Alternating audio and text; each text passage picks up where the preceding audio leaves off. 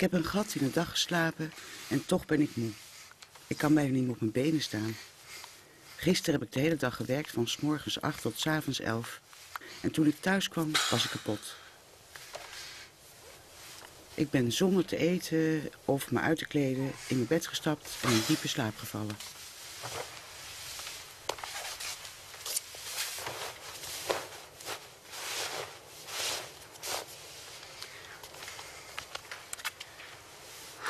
De huiskamer moest af. Meneer was niet thuis. Dus mevrouw had weinig anders te doen dan mij van boven tot onder te bekijken. Die vreemde dove man die ik ben. Ze beschouwt me als een vreemd dier uit het oerwoud. Stond ik eindelijk bovenaan de ladder, stelde ze me de een na de andere vraag. Maar liplezen op die afstand kan ik niet. Dus moest ik de trap weer af. Ik probeerde haar antwoord te geven, maar dat verstond ze niet, dus schreef ik het maar op. Mevrouw was stom verbaasd dat ik foutloos schrijven kan. Ze denkt dat wij doven niet kunnen lezen en schrijven, dat we achterlijk zijn. Mevrouw is wel rijk, maar niet van geest. Ze weet niet alles van de doven. Dat irriteert me niet, maar ik vind wel dat ze zich bescheidener zou moeten opstellen. Ze heeft overigens wel een goede smaak. Boven de vuurplaat is een levensboom vol bloemetjes en vogels.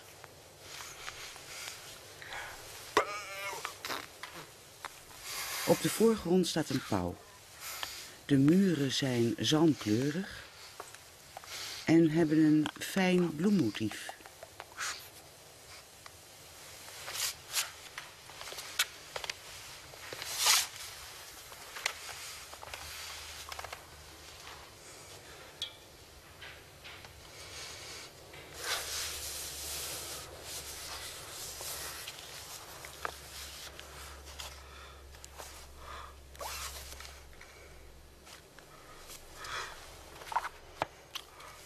Een prachtig boek is dit. Van de hand van Abbé de Lépée. God zegene hem. Het verbaast me niets dat hij beroemd is in geheel Europa.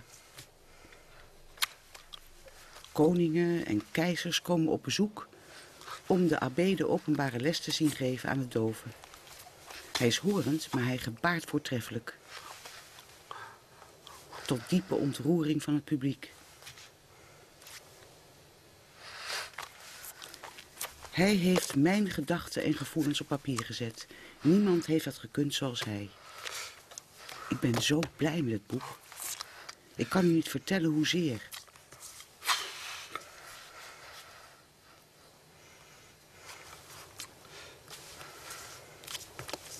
Het heeft diepe indruk op me gemaakt, omdat het zo helder is geschreven. Moet u luisteren.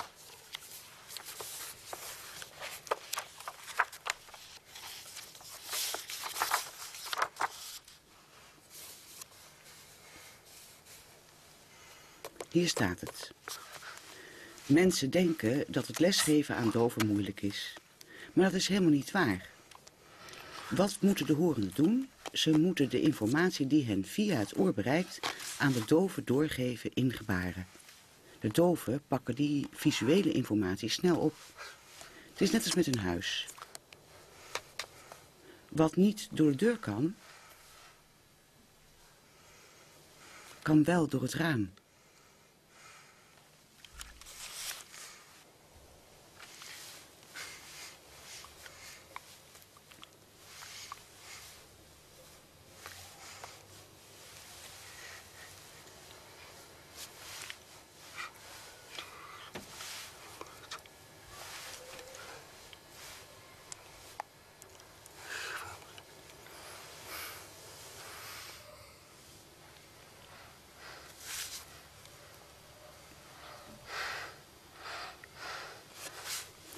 En dan is er nog een andere abbé. Zijn naam is Deschamps.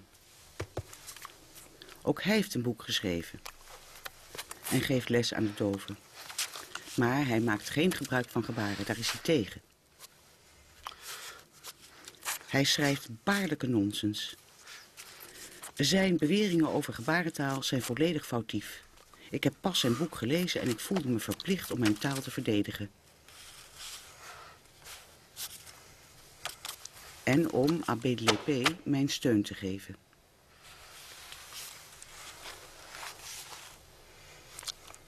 En daarom heb ik zelf dit boek geschreven.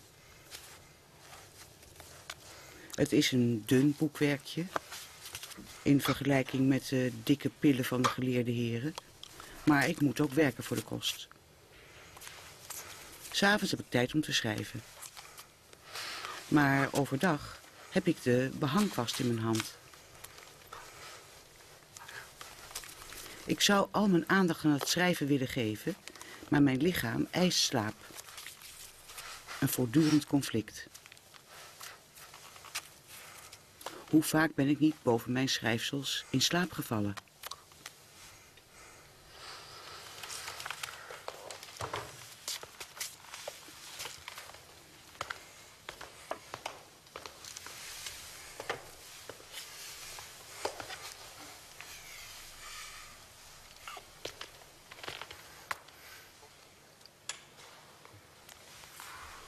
Als kind hoorde ik alle geluiden.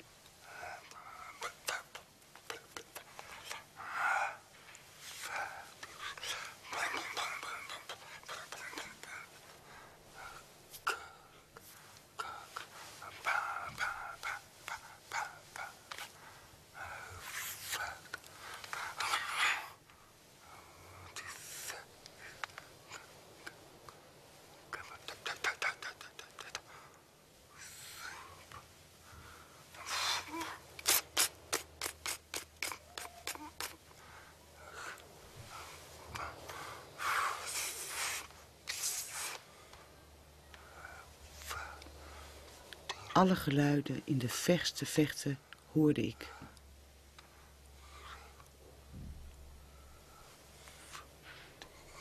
Maar nu is het geluid verdwenen.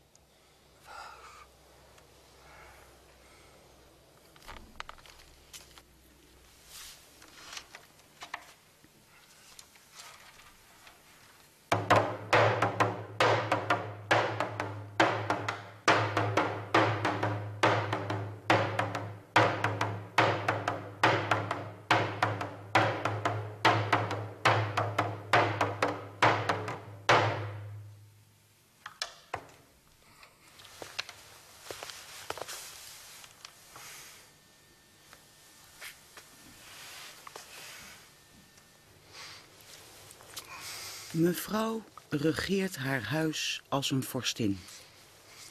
En haar huis heeft vele vertrekken.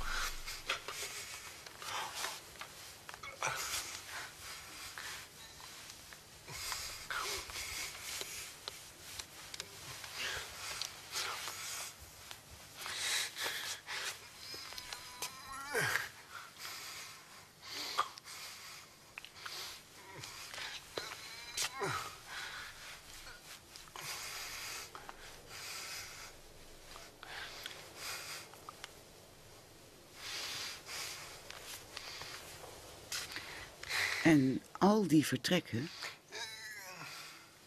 moet ik behangen. Mijn vader had een klein stukje land, een mager paard, een paar geiten en wat kippen. Ik ging naar school en daar leerde ik lezen en schrijven en een beetje rekenen. En als ik thuis kwam, dan hoedde ik de geiten. Mijn vader had geen evenwichtig karakter. Hij kon niet lezen en schrijven. En hij had altijd wat te klagen, vooral over de belastingen. De hoge heren pakten ons alles af, zodat we niet meer over hadden dan wat brood, water en wortelen. Hadden we eens een keertje luxe brood en wat wijn, dan kwam de belastingontvanger. De hoge heren zetten hun tanden in een wild konijnenboutje en spoelden hun mond met dure wijn en wij maar belasting betalen. Zelfs voor het vissen in de rivier. Of voor het passeren van het vermolmde bruggetje. Als de belastingontvanger kwam, vergezeld van 4 soldaten, ontstak mijn vader in woede. Hij greep zijn zeis en achtervolgde hen alsof hij de dood zelf was. Mijn vader was voor niemand bang. Ook voor de duivel niet.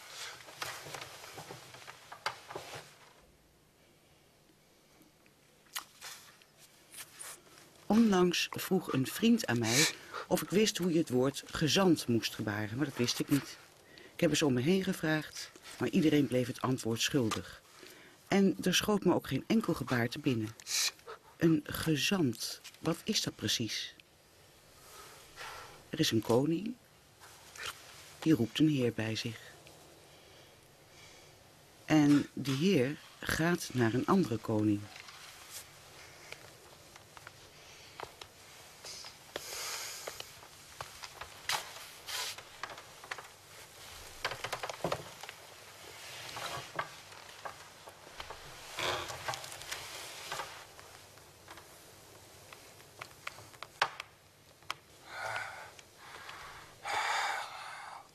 Zo koud, zo'n koorts, zo'n pijn overal.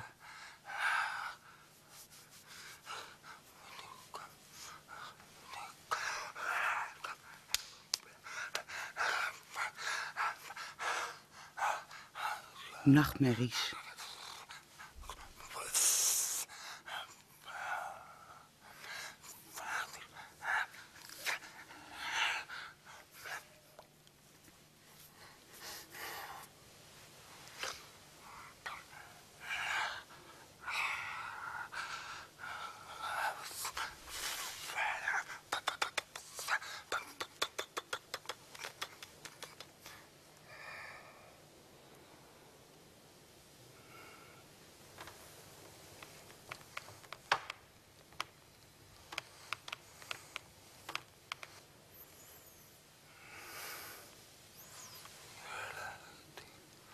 De koorts week.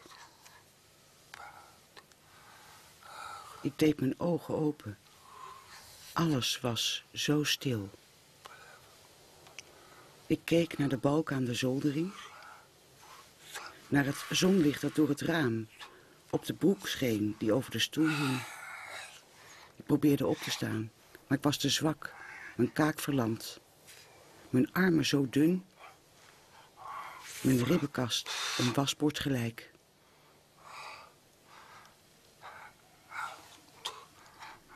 De deur ging open en daar was moeder. Maar ik hoorde de scharnieren niet. Ze sprak tot mij, maar ik verstond er niet. Ze legde haar koele hand op mijn voorhoofd.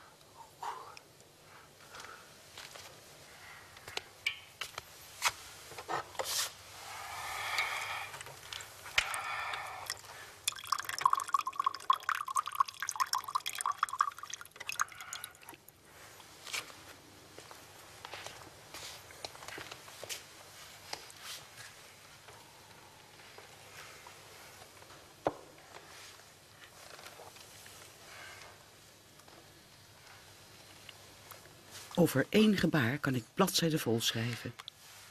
Ik Ik heb hele boekdelen in mijn hoofd. Ik zou mijn gedachten op papier willen zetten, maar het ontbreekt me aan tijd en geld. Ik observeer, ik onthoud en ik overdenk. En ik zou me graag willen uiten, maar de horenden begrijpen mijn gebaren niet. En als ik tot hen spreek, verstaan ze me niet. Mijn gedachten groeien en groeien tot mijn hoofd lijkt te barsten.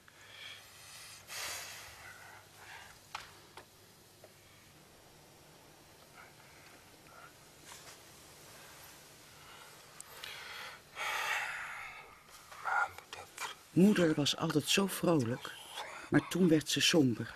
Haar gezicht schrompelde ineen als een vergeten appel in een boomgaard. Vader keek liever niet naar mij. Vader en moeder maakten onophoudelijk ruzie. En op school wilden ze mij, doofstomme, niet meer hebben. Thuis stuurde vader me weg om de geiten te hoeden. De kapelaan van de kerk gaf me een boek. En ik vond een schaduwrijk plekje aan de voet van een boom. Terwijl de geiten graasden, zat ik een boek te lezen.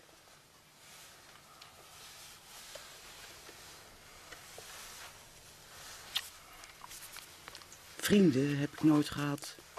Boeken, dat waren mijn vrienden. Van mensen heb ik nooit gehouden, des te meer van boeken.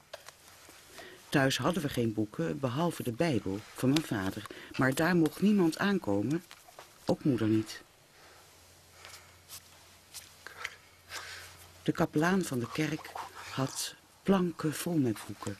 Over geschiedenis, natuur, scheepvaart, sterrenkunde, de oude Romeinen en Grieken. En een hele rij boeken over de levens der heiligen die veel hadden geleden en op wrede wijze aan hun einde waren gekomen. En al die boeken heb ik gelezen en herlezen.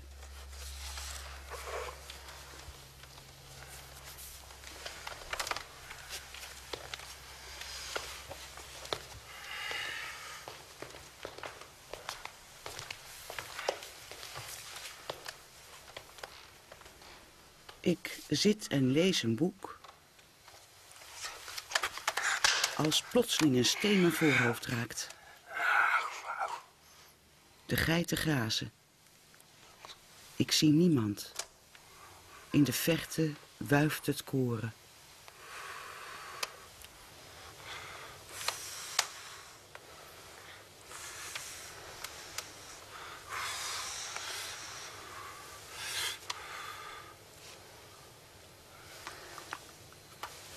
Alle voorwerpen op de wereld hebben een gebaar in zich, zijn zwanger van een gebaar.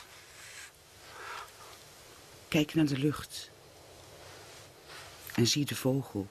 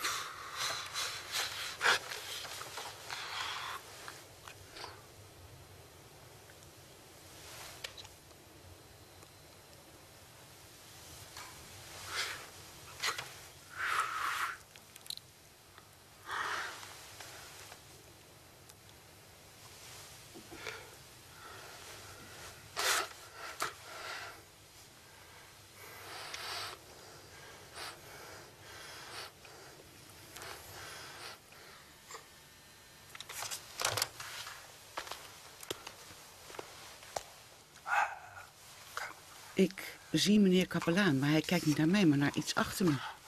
De rij met kinderen stopt en waaiert uiteen tot een halve cirkel, een ronde spiegel. De kapelaan komt naast me staan met een wit gezicht en opeengeklemde kaken. En de kinderen, die gaan er vandoor als een troep bange honden.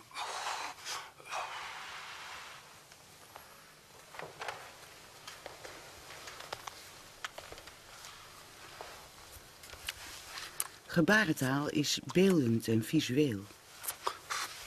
De gevoelens schilderen zich af in de lucht, in zachte pasteltinten of heldere kleuren. Geen andere taal is zo geschikt om gevoelens in de ziel te planten. Liefde, haat. Kijk naar mijn lichaam. Het beeldhoudt de gevoelens.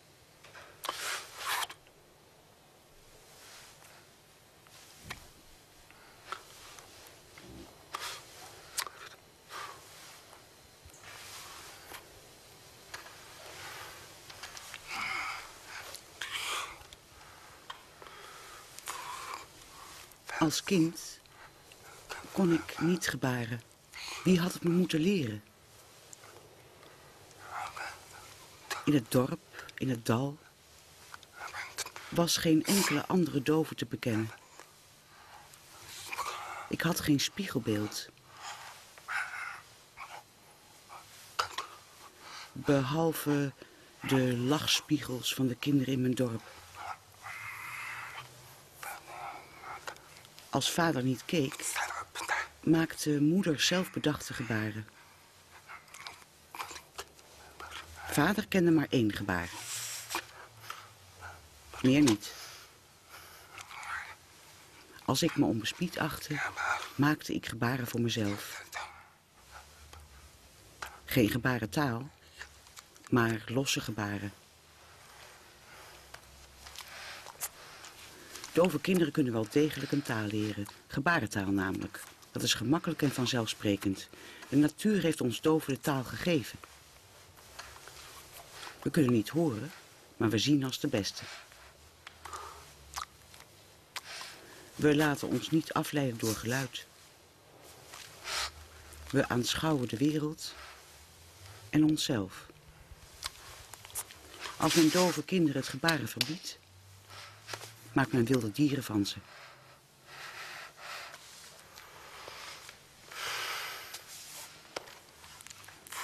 En toen, op een zomerse dag in mei, ik was 16 jaar, ontmoette ik die dove man.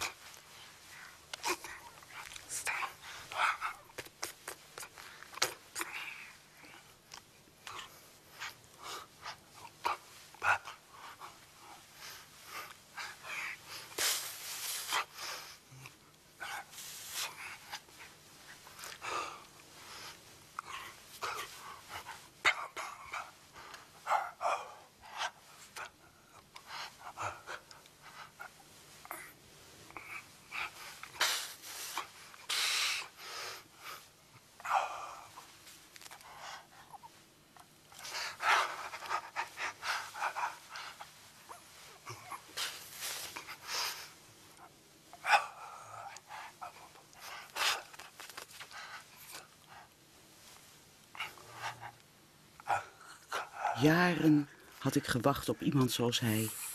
En eindelijk had ik hem ontmoet. De man stapte van de bok en nam zijn valies mee. Hij nodigde me uit om aan de kant van de rivier te komen zitten. Hij haalde een fles wijn tevoorschijn en een brood. Hij sneed een stuk brood voor me af en gaf het me. Brood, gebaarde hij.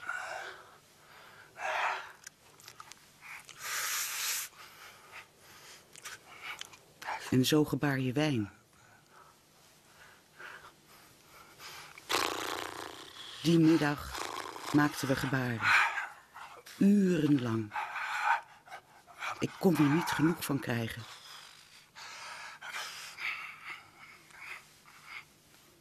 De man haalde een stuk papier tevoorschijn en schreef iets op.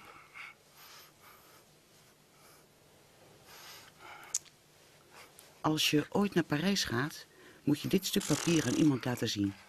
Dan zullen ze je leiden naar het huis van een hoge heer waar ik werk.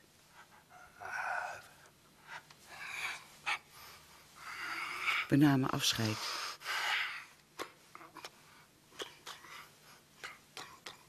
En hij verdween in de verte, tot mijn grote spijt. Het stuk papier nam ik mee naar huis. Ik verstopte het onder het matras. En droomde van zijn gebaren.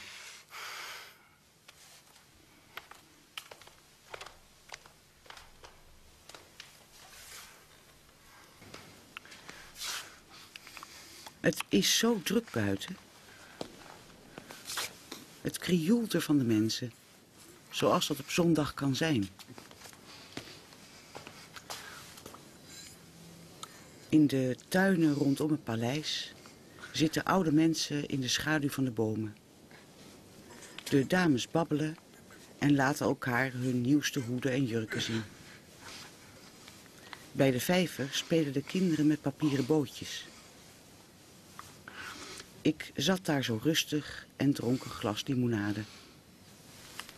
Maar daar, bij de koffiehuizen,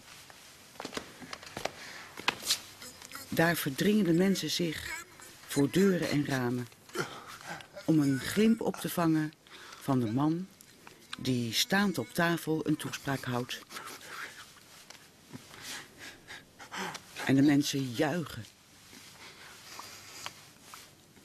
De aanplakkers van muurkranten hebben het druk. En de mensen lezen de muurkranten. Heel Parijs hangt er vol mee. Er zijn ook steeds meer Zwitserse soldaten die de boel in de gaten houden.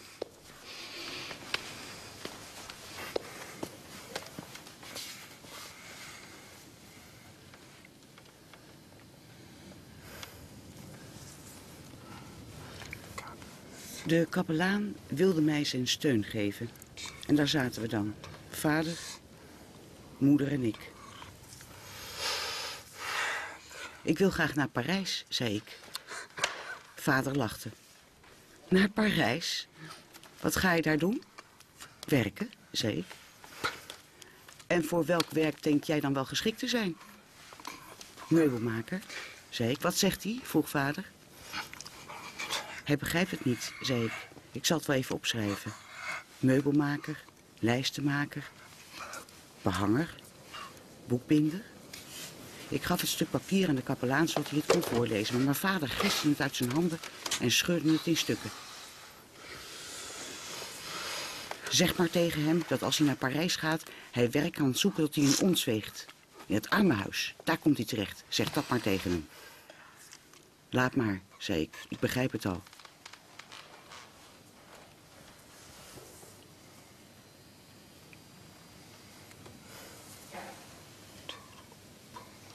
Moeder leek te bidden.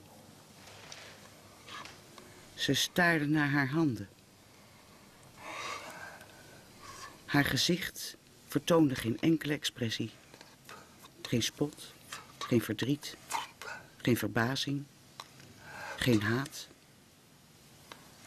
geen liefde. Helemaal niets. De kapelaan gaf me een brief en wat geld. Zodat ik vanaf de stad met iemand mee zou kunnen gaan naar Parijs. En zo ging ik.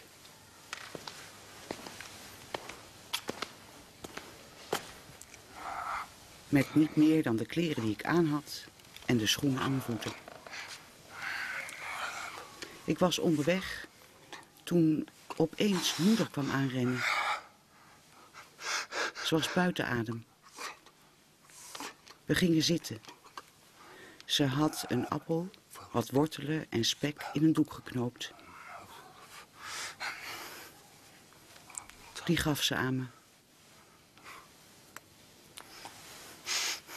Ze kuste me vaarwel en keerde terug, zonder om te kijken.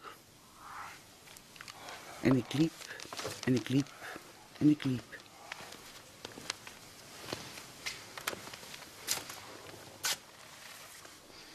Ik weet het nog heel goed, mijn eerste dag in Parijs. Wat een chaos. Al die rijtuigen achter elkaar en naast elkaar. Het deed me genoeg om te kijken hoe die koetsiers zich daaruit zouden redden. Maar dat deden ze heel bekwaam. Ikzelf als dove moet ogen in mijn achterhoofd hebben om te voorkomen dat ik word overreden. Men zegt dat Parijs lawaai maakt door al die wielen die over de keien denderen. Aan één stuk door, dag en nacht. Maar daar heb ik geen last van. En Parijs stinkt. Dat ben ik niet gewend.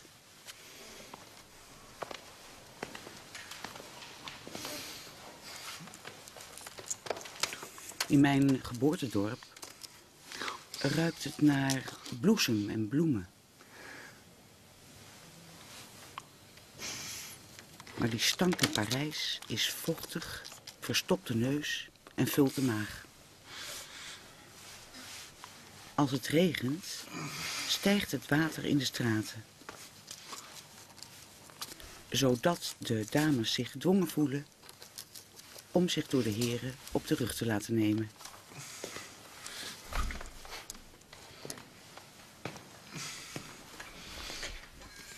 En het licht is ook heel anders. De huizen staan dicht op één.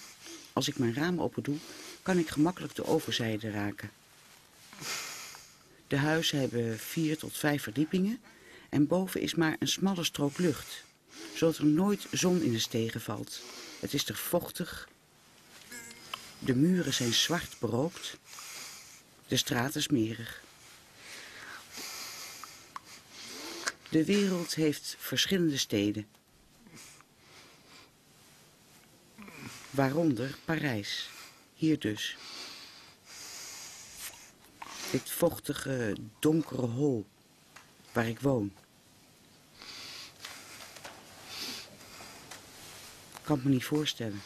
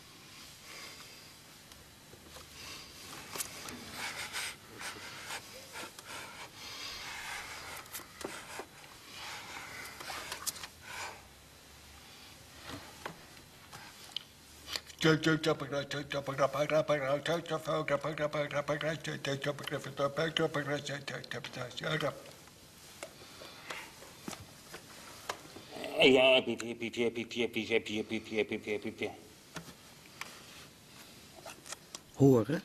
Wat is dat eigenlijk? Ik weet het niet, ik ben het vergeten. Voelen, dat begrijp ik. En zien, dat begrijp ik ook.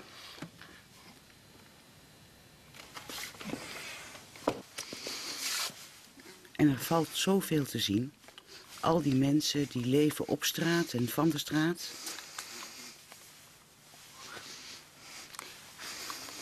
De politie heeft de houten winkeltjes verboden.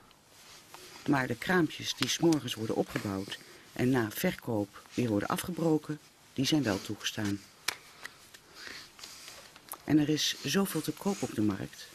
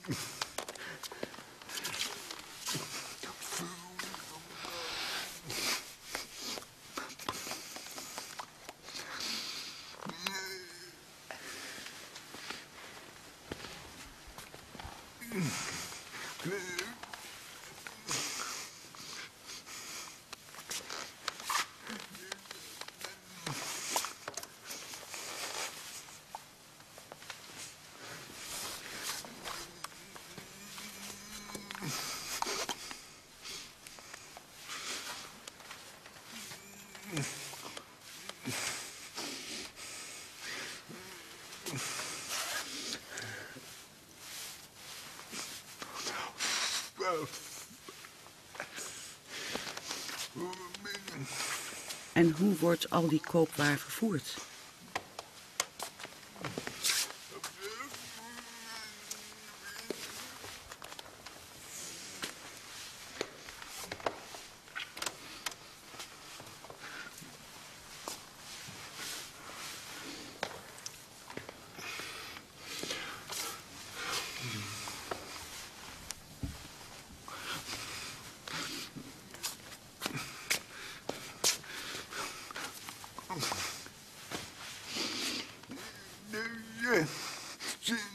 Dan zijn er ook nog de artiesten.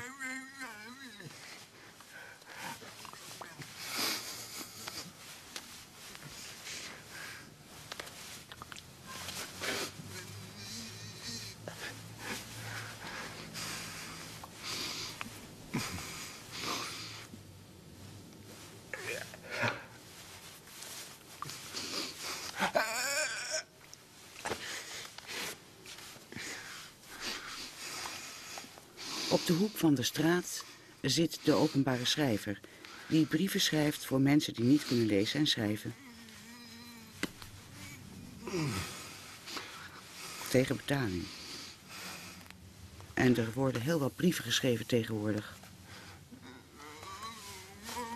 Brieven aan de koning, die jaagt en vreet.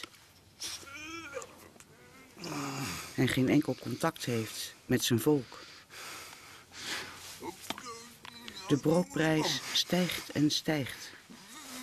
Waarom doet de koning daar niks aan, schrijven de mensen. De broodprijs moet omlaag.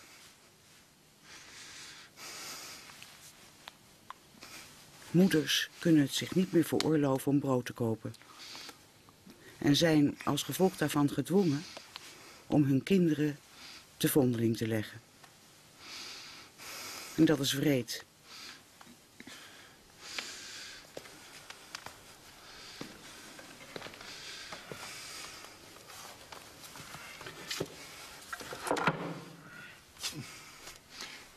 Voor dit brood moet ik 1 week werken.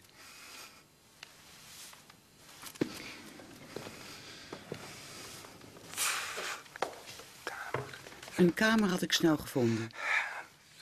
En toen op zoek naar werk.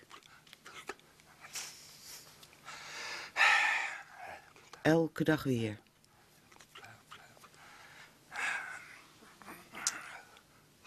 Op een dag liep ik onder een poort door en kwam ik terecht op een binnenplaats. Daar waren allemaal prachtig geklede vrouwen. Ze lonkten naar me en knipoogden. Ik was zo verlegen, ik durfde geen contact te maken. Dus ging ik er snel vandoor. Toevallig kwam ik een dove vriend tegen en ik vertelde hem het verhaal. Hij moest lachen. Die vrouwen, zei hij, die verleiden mannen tot een vrijage. Wel, nee, zei ik, het leken net prinsessen. Kijk, zei hij, hier in Parijs lijken de hoeren net een koningin. En de echte koningin lijkt net op een hoer. Het is de wereld op zijn kop.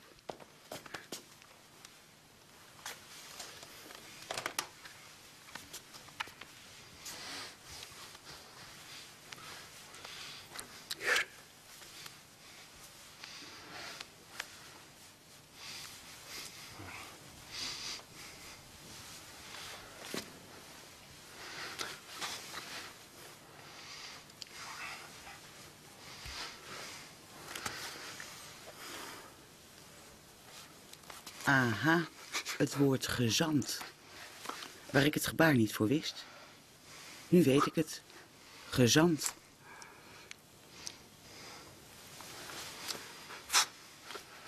Pas toen ik in Parijs kwam, heb ik gebarentaal geleerd.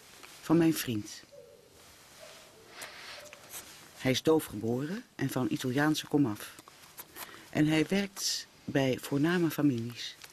Hij kan niet lezen en schrijven, maar hij gebaart als de beste. Elke week leer ik er nieuwe gebaren van hem bij. Man. Vrouw. Hoge adel. Lage adel. Koopman.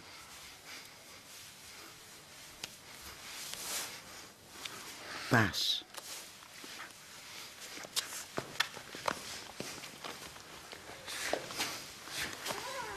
Ik heb een hele goede baas. Hij neemt me zoals ik ben en geeft me ook het respect dat ik verdien. Hij is bekend met het werk van Abbé de Lépée omdat hij in het verleden diens boeken heeft gebonden. Hij heeft gezien hoe goed de doven werken en heeft daarom enkele aan werk geholpen. Als boekbinder, drukker van behangpapier, behanger enzovoort. Er is werk genoeg. Dus ik hoef nooit meer naar het armenhuis. Het armenhuis. Vol gekke, oude mensen en pestlijders. De gekken beschouwen mij als een van hen. En de oude, tandeloze mensen gebruiken hun handen als vorken.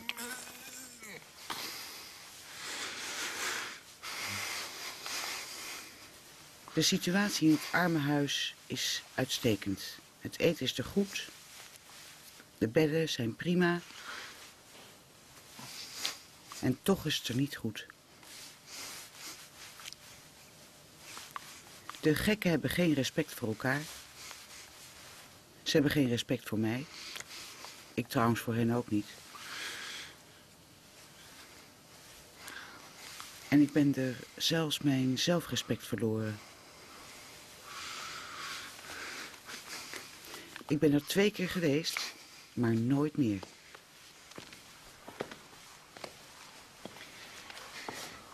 God zij gedankt voor mijn goede baas en voor mijn dove vrienden, met wie ik heerlijk kan gebaren en bij wie ik me meer thuis voel dan bij mijn eigen familie.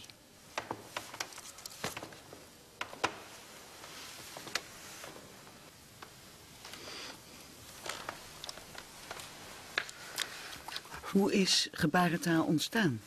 Men zegt wel dat Abbé de Lépée de gebarentaal heeft bedacht, maar dat is niet waar. De Lépée heeft de doven in hun natuurlijke taal zien gebaren. Hij ziet zichzelf als een reiziger in een vreemd land. Hij heeft de gebaren in zich opgenomen, zich eigen gemaakt en ze vervolgens gebruikt in zijn onderwijs. Dus Abbé de Lépée heeft de gebarentaal niet bedacht. Het bewijs is dat er doven zijn die niet kunnen lezen en schrijven, maar het gebaren toch in de vingers hebben. Zoals mijn vriend. Wij gebaren met elkaar. We bedenken nieuwe gebaren en nemen die van elkaar over. We maken combinaties van gebaren, zodat de taal zich uitbreidt. Wij hebben het in gebarentaal over van alles wat er gebeurd is in Parijs, in Frankrijk, in de hele wereld. We gebaren snel, ordelijk en precies, net zoals de horenden spreken. Onze expressie is gelijk hun intonatie. We gebaren zo snel als de wind. Mevrouw had een stokje in haar hand en ik vroeg haar waar dat van gemaakt was. Toen maakte mevrouw een gebaar voor heel groot. Boom. Een boom, vroeg ik.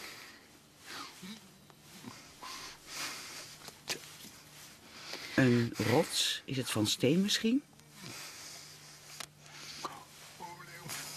Oh, van ivoor, probeerde ik.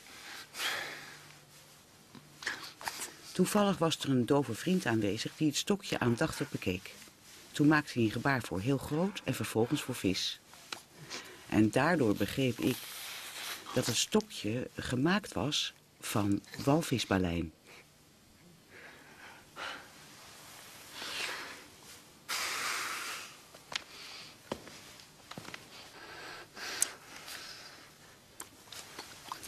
Ik ben op bezoek geweest bij Abbé de Lépée in de kapel waar hij les geeft aan het doven. Hij legt hen in gebarentaal van alles uit over hoe het Frans, het Spaans, het Italiaans en het Latijn in elkaar zit. En hij leert hen ook in gebaren hoe ze moeten schrijven, lezen, spreken en liplezen. Onder het publiek bevinden zich prinsen, prinsessen, koningen en keizers. Maar de doven zijn helemaal niet gespannen. Ze zijn ontspannen, trots en vol zelfvertrouwen. Abbé de Lépée nodigt het publiek uit om vragen te stellen die de doven moeiteloos beantwoorden. Zelfs die vragen die bedoeld zijn om de doven verstomd te doen staan. Om een voorbeeld te geven. En wat is muziek?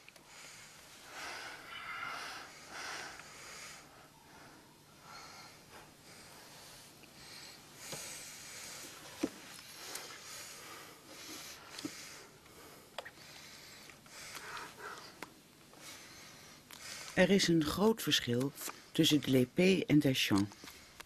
Deschamps wil de doven leren spreken. En daar heeft hij zo zijn ideeën over.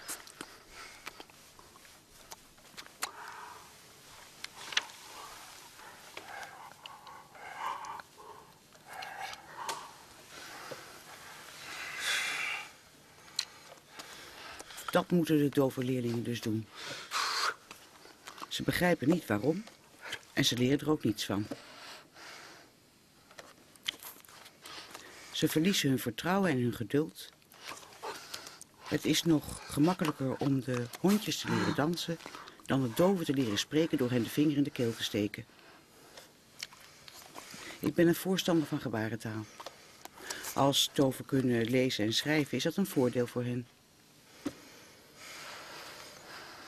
Maar Deschamps wil de gebaren van de hand doen. Waarom? Ik weet zeker dat doven kunnen leren lezen, schrijven, als men hen maar in gebaren uitlegt hoe ze dat moeten doen. Die informatie nemen ze snel op.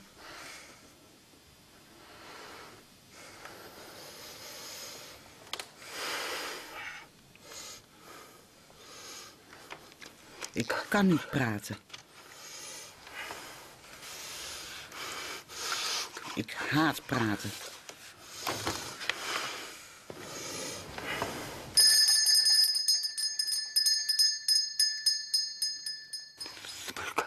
Ik kan niet spreken zoals de horen dat kunnen.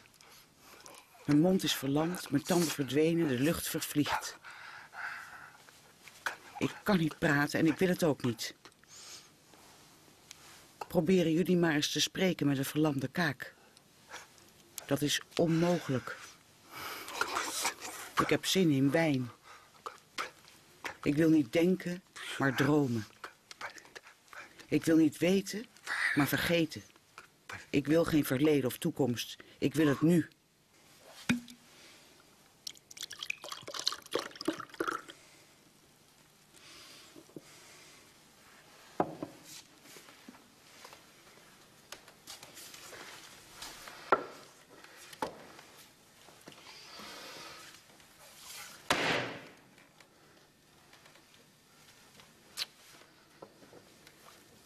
Abbé Deschamps beweert dat gebarentaal niet zo geweldig is, omdat men in het donker geen gebruik kan maken van gebaren. En daarom zou gebarentaal waardeloos zijn. Hij wil ons doven helpen. Moeten kijken.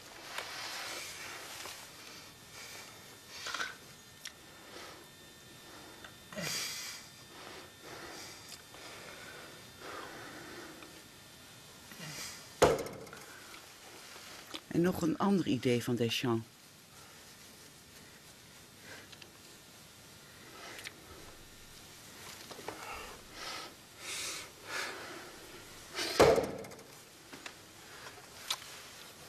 Geweldige ideeën, eerwaarde, mijn complimenten. Dat wij doven daar niet eerder op zijn gekomen, wat jammer. Deschamps vraagt zich af hoe wij doven in het donker communiceren. Maar waarom heeft hij dat niet aan ons gevraagd? Ik had het hem kunnen vertellen. Kijkt u maar. Met gebaren.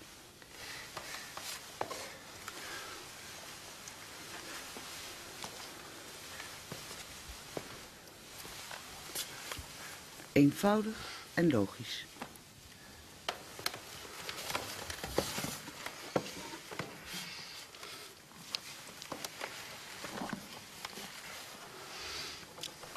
Kijkt u eens naar dit gebaar. En nu naar dat gebaar. Heeft u een verschil gezien? Nee, het is hetzelfde gebaar. Nu nog een keer. Hemel. God. Heeft u nu een verschil gezien? Ja, wel degelijk. Deschamps beweert dat wij doven het verschil niet begrijpen tussen hemel en God.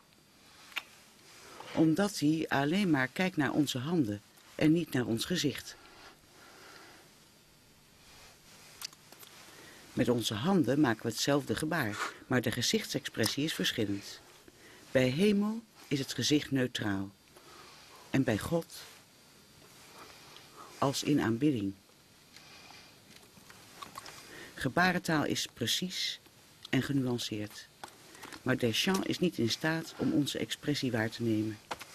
Dus onze taal is niet zwak, maar de ogen van de abbé.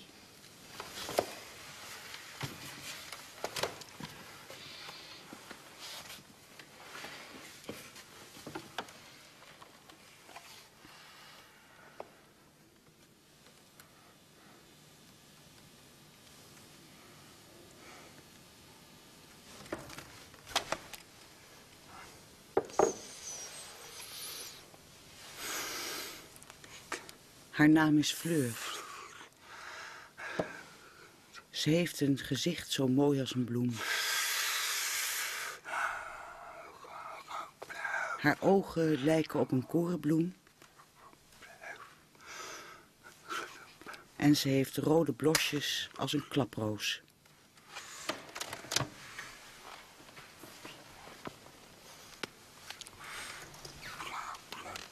Ik liep over de Pont Neuf toen ik haar zag staan. Een grote mand met sinaasappelen voor haar heupen. Ze zag me naar haar staren en tikte haar buurvrouw aan. O mevrouw, gebaarde ik, mijn excuses. Ik heb zoveel mooie vrouwen gezien, maar niet één is zo mooi als u. Bent u doof? Vroeg ze. Ja. Ze gooide me een sinaasappel toe die ik opving in mijn hoed. Oh, wat bekwaam bent u, zei ze. Hoe heet u? Pierre. En u? Fleur.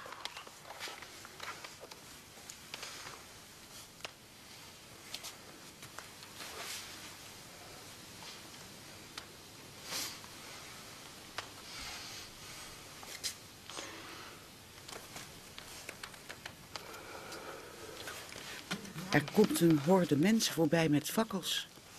Wat zou er aan de hand zijn?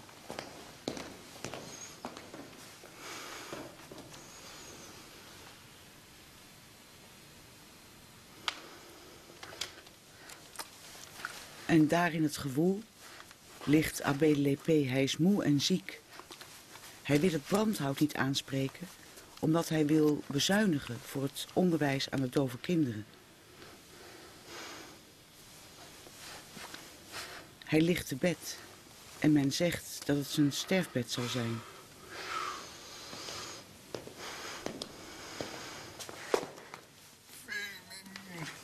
Het is zo'n tumult buiten. De atmosfeer is drukkend. Ik heb het idee dat de mensen zullen exploderen. Ze vechten en duwen en trekken. Ze hebben aan beide zijden de straat afgesloten met van alles wat ze konden vinden, om de soldaten tegen te houden. De ruit van de bakkerij is aan dichten gegooid. Mensen graaien de broden van de planken.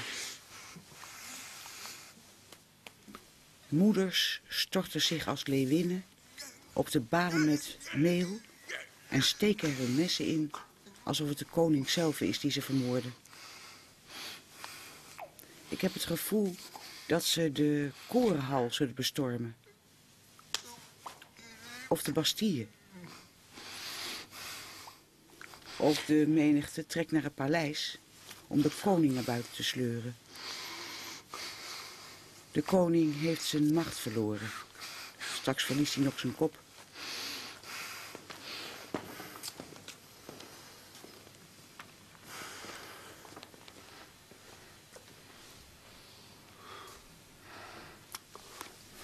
Als Abbé de Lépée sterft, vergaat zijn lichaam. Maar zijn ideeën blijven voortbestaan. Ik zal er persoonlijk voor zorg dragen dat ze worden verspreid.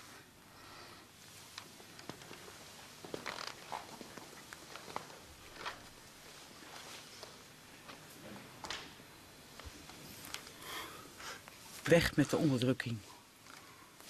Weg met de koning. Weg met Abbé Deschamps. Vrijheid, gelijkheid en broederschap.